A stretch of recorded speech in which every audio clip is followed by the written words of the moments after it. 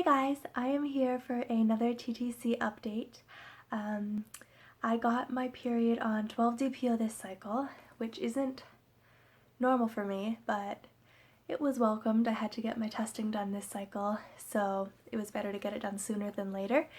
I'm so bummed I wasn't able to get my cycle day 3 blood test done because I got hit with a terrible stomach flu that lasted about 5 days, and it just so happened that it landed from like cycle day 1 to 3. Within that time I had the stomach flu. So, it was terrible and I couldn't get my blood work done. I just couldn't. I was stuck in bed for 5 days. But I guess I can always get that done next cycle. Not a big deal. I'm just hoping this cycle doesn't last forever, which I will get to. Yeah, so if I keep looking down, I have my notes down here. But, so I got my period on 12-DPO.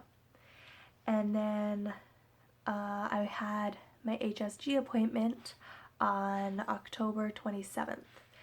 Which I was excited about because the fertility clinic told me that there is usually a wait list and it's hard to get in.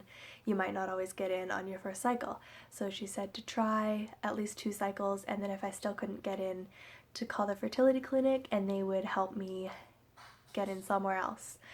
So I got it on my first try and I was excited, so I went and did that.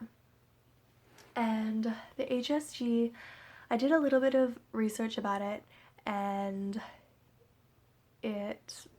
some people had bad experiences, some people had okay experiences. I'm going to tell you about my experience. So I went into the hospital to get it done, and I didn't have to wait long. I got in right away, and I did it on cycle day 9. So the thing that took the most time was actually explaining the procedure. They explained it pretty in depth. They told me everything that was going to happen, everything that could happen, all the risks, and they were really nice actually. They were really nice people. They made me feel really comfortable. I had an x-ray technician and I had the radiologist in the room with me.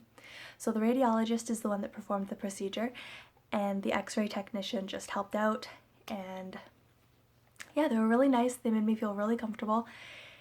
And then as for the procedure itself, I laid down, and obviously that part is the most awkward because you're just kind of exposing yourself. But they, like I said, they made me feel really comfortable, and it wasn't that bad. I have been through a lot of medical procedures for other things in the past, so that kind of stuff is pretty normal to me already, so it wasn't that awkward for me. But so he started the procedure, he said everything he was doing,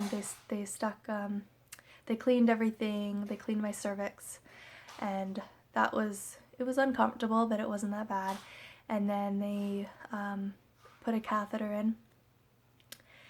And then he said that my cervix was very anterior, so he had a bit of trouble getting the catheter in.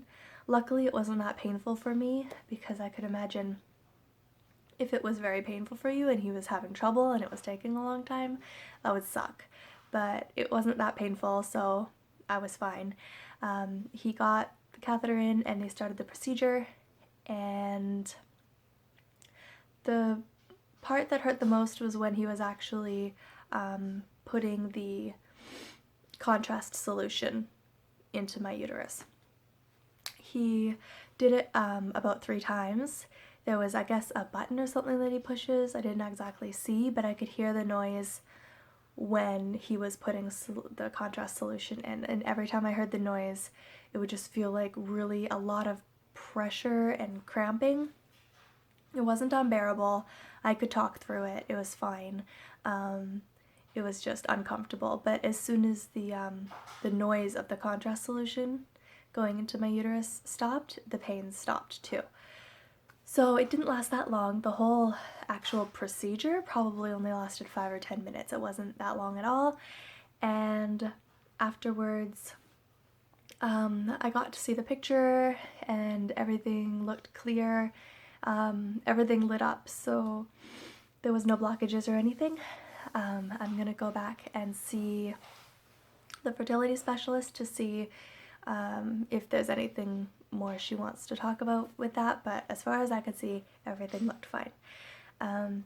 After the procedure, I went into the change room and I got changed and I had to put a pad on, and I only had to wear a pad for probably half the day.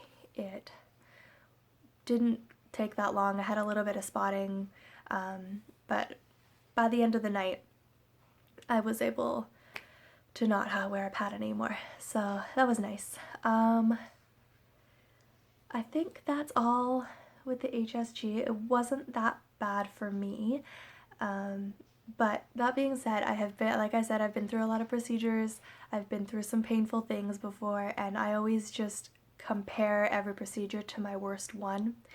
So that helps me get through it, and most things aren't as bad as what I've already been through.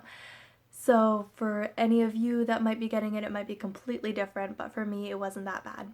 Okay, so today I am on cycle day 16, and I got some OPKs in the mail a couple days ago, and they've been negative.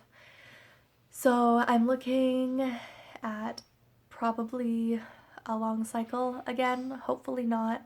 I know OPKs can change within 12 hours, so a negative OPK isn't a good indicator of how long your cycle is going to be. I know I'm not going to ovulate on cycle day 17, which used to be my norm, because I got a negative OPK today. So that sucks, but hopefully I can get a positive soon. Yeah, but I guess that's all there is to update you guys on. Thank you so much for watching, and I will talk to you guys later. Bye!